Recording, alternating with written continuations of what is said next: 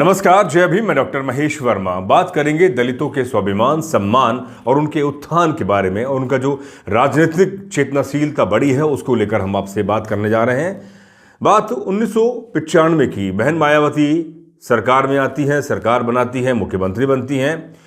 ये सिस्टम को नागवार गुजरा, खासतौर पे सामाजिक तौर पर जो लोग कल तक दलितों को अपना गुलाम, उनके अपने नीचे चाकरी करने के लिए मजबूर कर रहे थे, उनको नागवार गुजरा कि जो हमारी मरी हुई गायों को उठाने वाला ये समाज, नालियाँ गंदगी साफ करने वाला समाज, हमारी गुलामी करने वाला समाज आज हम पर कैसे हुक्म चला रहा है, कैसे हुक्म चलाएगा, हम कैसे इनके आगे सर झुकाकर खड़े होंगे, जो कल तक जिन्हें हम सिर्फ अपना नौकर, अपना गुलाम समझते थे। जी हां, बात 1995 की है। बहन मायावती बहुजन समाज पार्टी के अथक संघर्ष के बाद में उत्तर प्रदेश में सरकार बनाती हैं, मुख्यमंत्री बनती हैं, और पूरे सिस्टम को, खासतौर पे उत्तर प्रदेश का जो ब्राह्मणवादी पूरा सूबा है, जहां पर आप देखें कि अगर सबसे ज़्यादा ब्राह्मणवादी जो सोच है, विचार है, और जो जिस तरह से वहाँ के जो सिस्टम है उसकी चूल्हे हिला दी, लेकिन नागवार गुजर रहा था।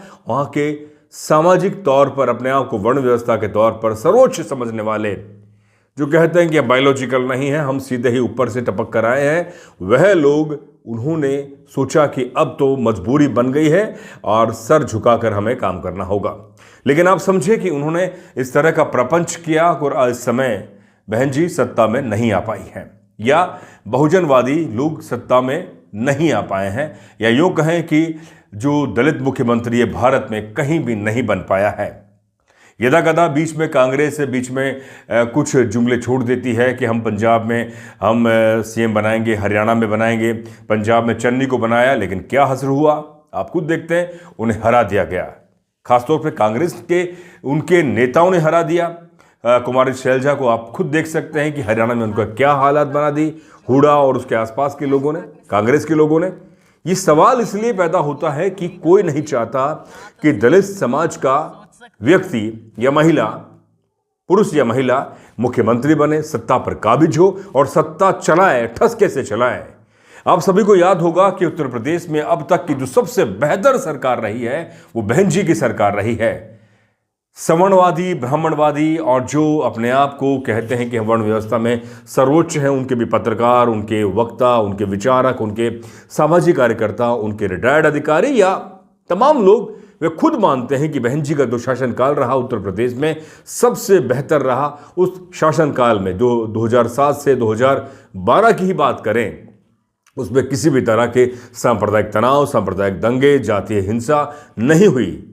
ये बड़ा सवाल है कि एक महिला जो बरसों से, हजारों सालों से, जिनके पूरा समाज गुलामी सहता आ रहा था, जिसने गुलामी सही, उसको अस्पृश्यता के कारण उसको नीचा समझा गया, उसको जात और उसके खान पान के कारण उसको नीचा समझा गया, जब उसके हाथ में सत्ता आती है तो वह सत्ता में कमाल कर देता है। जी हाँ, ये सवाल इसलिए पैदा होता है कि उसे मौका नहीं मिला, और जब मौका मिलता है तो वह कमाल करता है। अब देखें कि भारत के पूरे सिस्टम को देखें, राजनीतिक सिस्टम को देखें या सामाजिक सिस्टम को देखें, तो कहीं भी भारत में किसी भी राज्य में किसी भी राजनीतिक पार्टी ने दलित मुख्यमंत्री नहीं बनाया है। सिर्फ बहुजन समाज पार्टी या जो का ही मुख्यमंत्री बना है। बीच में नीतीश कुमार ने जीतन राम मांझी को बनाया, लेकिन किस तरह से हटाया वो आप सभी के सामने। हम कह रहे हैं कि वो ठसके से राज करे, पूर्ण बहुमत में आए, या उसके पास एक सिस्टम हो सत्ता पे काबिज होने का, और वह अपनी पूरी तरह से ईमानदारी से शासन प्रशासन के लिए और जनता के लिए काम करें,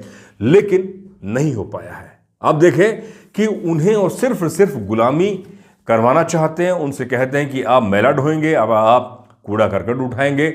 जो सामाजिक व्यवस्था में उनके लिए जो काम बना दिए गए हैं, उन्हीं करने के लिए आप जन्मे हैं, आप सत्ता करने के लिए, सत्ता पर काबिज होने के लिए नहीं। ये बड़ा सवाल है। इसीलिए जो पूरा इकोसिस्टम है भारत का, सामाजिक सिस्टम है, वह कभी भी नहीं चाहता कि कोई दलित, खासतौर पे दलित पिछड़ा या आदिवासी सत्ता पर काबिज होकर ब्राह्मणवादी, मनोवादी या जो अपने आप को सवर्णवादी है सोच के उन पर शासन करे। ये सवाल बड़ा पैदा होता है। लेकिन वहीं दूसरी तरफ इन्हीं के समाज से कोई एसपी डीएम बन जाता है, कलेक्टर बन जाता है, तो वह अपनी बेटी को देने को तैयार हो जाते हैं दलित समाज के बेटे को, जो आईएएस बन जाता है या एसपी बन जाता है या बड़ा उच्च अधिकारी बन जाता है। ये बड़ा सवाल है। तो मैं इसीलिए हम आपसे कहते हैं कि इस पूरे इकोसिस्टम को समझें कि बसपा राजनीतिक तौर पे अच्छा प्रदर्शन नहीं कर पा रही है, ग्राफ डाउन हो रहा है, लेकिन बड़ा सवाल यह है कि पूरा जो इकोसिस्टम है, जो पूरा जो सामाजिक सिस्टम है, वह भी नहीं चाहती कि दलित समाज की राजनीतिक पार्टियां आए, वह ऊपर आए, क्योंकि जब वो ऊपर आएगी तो वो वर्ण व्यवस्था की बनाई हुई जो कुरीतियां हैं, जो उनका जो पूरा सिस्टम है, उसकी धज्जियां उड़ा देगी। जी हां, उसकी धज्जियां उड़ा के रख देगी। जी हां, आपने उत्तर प्रदेश में जो बहन जी द्वारा जो काम है, ऐतिहासिक काम है, कभी क्या मीडिया ने उनका उल्लेख किया? खासतौर पे जो अपने आप को मीडिया कहती है, कॉर्पोरेट मीडिया, और जिस तरह से एक नाम दे दिया गया गोदी मीडिया ने, क्या कभी उनका उल्लेख किया? बहन जी ने जो हजारों काम किए, खासतौर पे जो सिद्धांत वो लेके गए, बहुजन नायकों के सिद्धांत लेके गए, क्या उनका कभी उल्लेख, उनका बड़े उदाहरण दिया? और खासतौर पे सरकार द्वारा जो योजनाएं थी उसको जमीनी स्तर पर लागू करवाने का जो बड़ा काम किया, क्या उसके लिए कभी गोदी मीडिया, जो सवर्णवादी मीडिया, ब्राह्मणवादी मीडिया है, क्या उसने कभी उसका बड़ा नाम, बड़ी चर्चाएं करी, बड़े प्रोग्राम्स बनाए? नहीं, क्योंकि एक दलित मुख्यमंत्री, जी हां, दलित मुख्यमंत्री, आप देखिए कि कोई दलित वर्ग से कोई मुख्यमंत्री बनता है तो उसे एक नाम, एक टैग दे दिया जाता है, दलित मुख्यमंत्री। राष्ट्रपति द्रौपदी मुर्मू जब राष्ट्रपति बनती है तो यही मीडिया और यही जो अपने आप को बुद्धिजीवी कहते हैं, वो आदिवासी राष्ट्रपति देकर, नाम देकर संज्ञा देते हैं। लेकिन कोई पंडित बनता है, कोई ठाकुर बनता है, या कोई वैश्य समाज से बनता है, या कोई अन्य समाज से बनता है जो जनरल कम्युनिटी का है, लेकिन उसे जाति का टैग नहीं दिया जाता। यही जातीय मानसिकता है भारत की।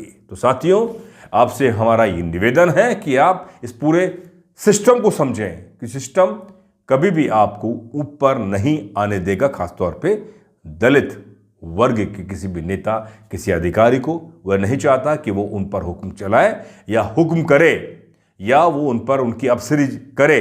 जी हाँ, वो तो एक संविधान और संवैधानिक व्यवस्था है, आरक्षण है, उसके बुनियाद पर अफसर अधिकारी बन गए, अन्यथा वो आज भी आपको अपने पैर की जूती से ज्यादा नहीं समझते।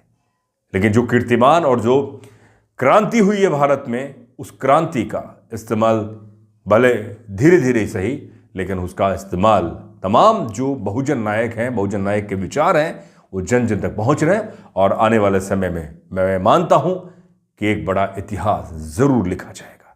बहुत बहुत शुक्रिया, जय भीम। इस वीडियो को ज़्यादा से ज़्यादा आप शेयर करें, अपने कमेंट्स लिखकर भेजें और डेमोक्रेटिक भारत को आप सब्सक्राइब करें। आपसे निवेदन है कि डेमोक्रेटिक भारत को आप आर्थिक मदद करते हैं तो हमारी मेहनत और ज़्यादा आपके लिए, अच्छी पत्रकारिता के लिए काम करती रहेगी।